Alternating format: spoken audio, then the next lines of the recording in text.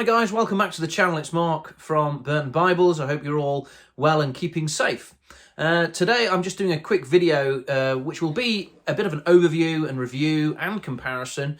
Nothing in immense detail, but I just thought I would like to share with you a new Bible that came in the post just the other day. You may have noticed on the channel that we're talking a lot about a new Bible at the moment, which is the Cambridge Topaz, which I have here. And rightly so, it's a fantastic new Bible from Cambridge. But here on Burton Bibles, we're not all about the cult of the new. And today I want to share with you an old Bible, a Bible which has been out of print for a while. But I picked up one really reasonably off eBay, and I'd like to share that with you. So let's go down to the table and have a look at this Bible.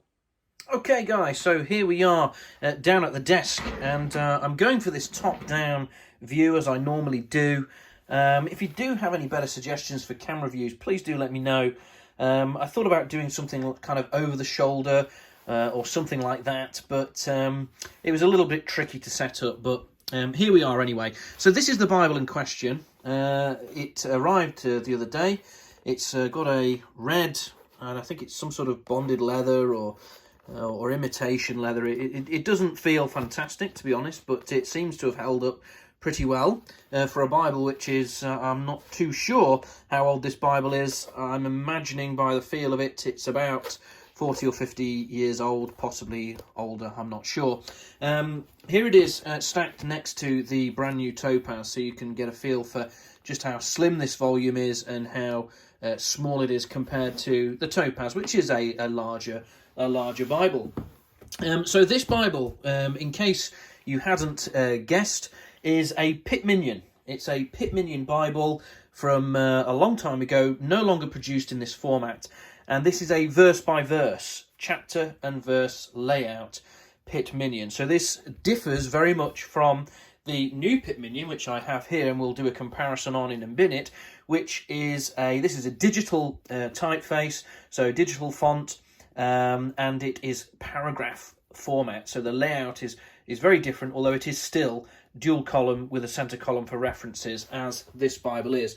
But I was really interested to pick one of these up, and so it came, and it's in reasonable condition actually. The cover is a little bit worse for wear perhaps, but the pages inside are okay. So I'm really pleased to see that. So let's take a look at some of the details that's in here. So this page is going to be interesting for most of you out there. It says there quite clearly that it is the Minion 16MO with central refs on India paper. And this one was printed in Great Britain at the University Press. Now there is a little note in the back of this volume which tells us a little bit more about that printing story. It says here, by the map pages, which are the old-fashioned 8, I think these were these Cambridge maps or Oxford maps? We'll have a quick look. Oh no, these are the Phillips maps in the back here. It says printed in Great Britain at the University Press, Cambridge. Brooke Crutchley, the university printer now. Brooke Crutchley was a printer at Cambridge University Press for about 40 years or 40 odd years. Reasonably well known in the printing and publishing industry. So yeah, that's just something of the provenance of this particular Bible. So it's interesting to just check on that. So let's get a look into the actual Bible itself. Let's get to that front page of Genesis and take a good look at this layout, because there are some interesting things to notice about this Bible. So there we are. There is the Pitt Minion Bible, which is in chapter and verse layout. So you can see that they stick with the two columns and the central columns for references. The references are presented with letters for your cross-references and numbers for your translation notes, alternative renderings, things like that. And they try and line these up with the verse in which you're finding that particular number.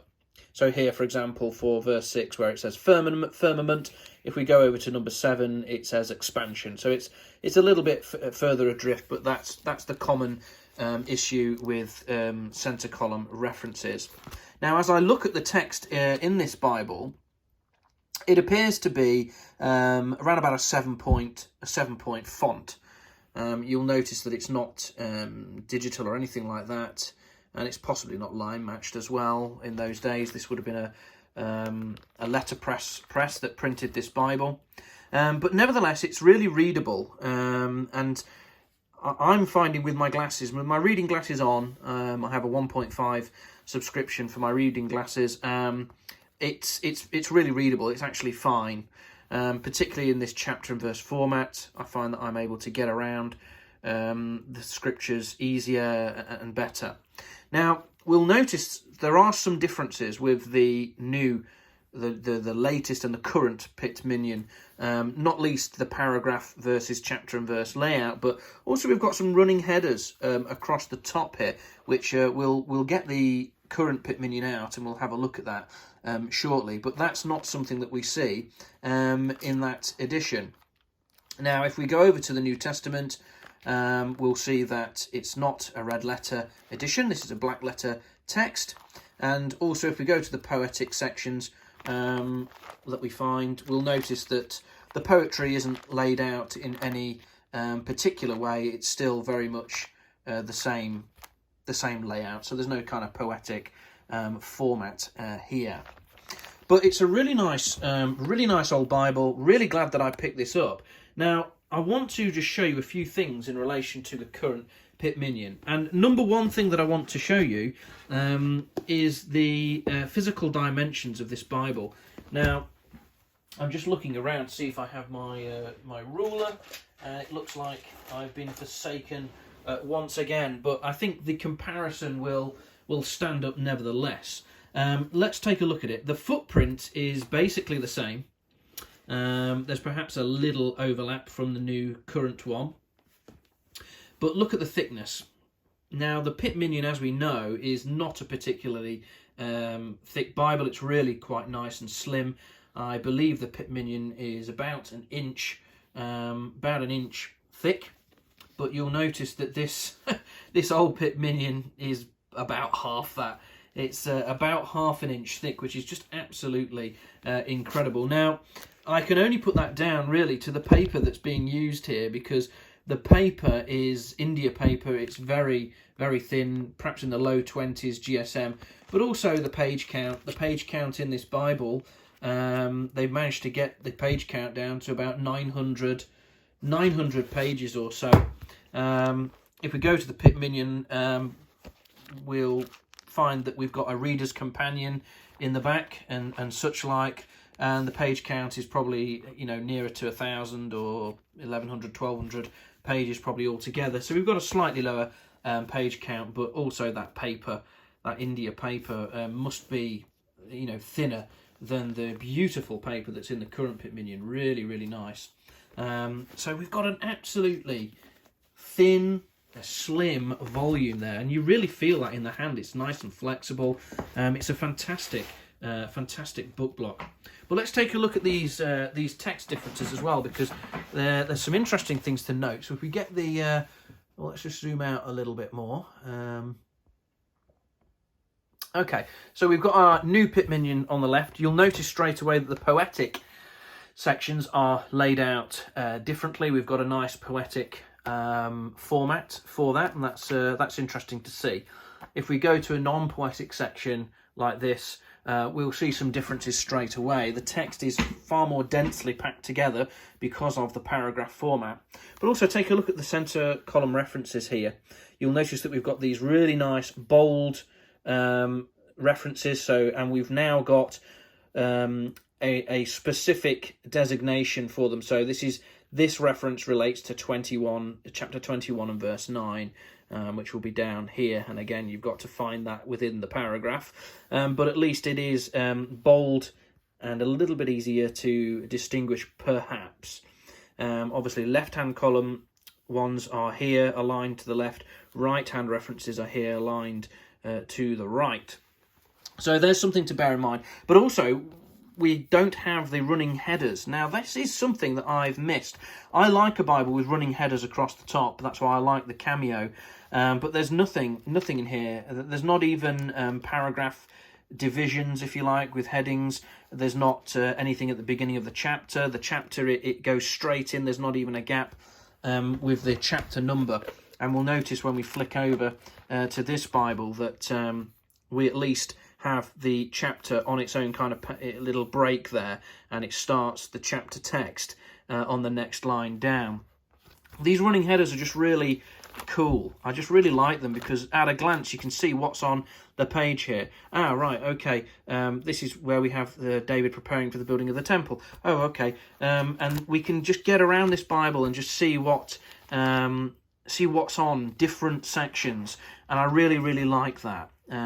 You'll notice there's nice bold designators here, so you can see what chapters are on this page as well. So it's actually really well thought out. Now, as far as the comparison between chapter and verse and paragraph format goes, I suppose that debate will rage and rage. I know I prefer chapter and verse, and I think viewers of the channel know that I prefer chapter and verse. But I mean, I just find that the paragraphs are harder to break down. They might be easier to read, but I'm just really used to chapter and verse Bibles, and my eye can just travel down there and flick down those verses.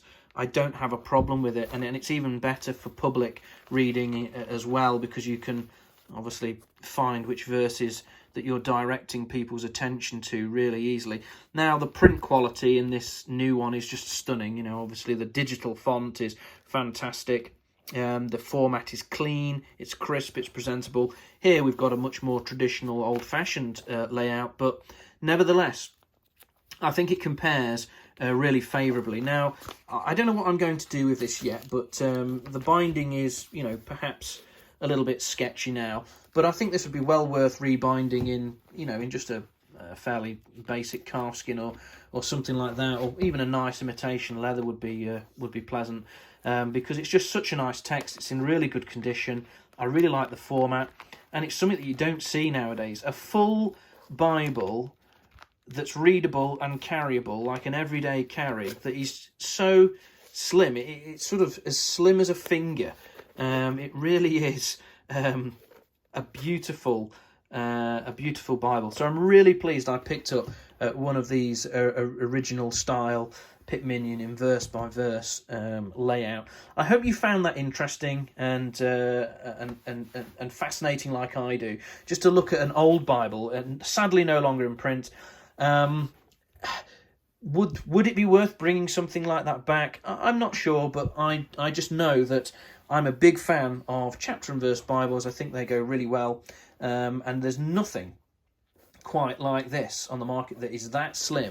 The new Pitt Minion is beautiful, but obviously it has been done differently. There's been some design choices made that have resulted in it being a certain way, and I can't quite say that this is the perfect everyday carry. It's just not quite there.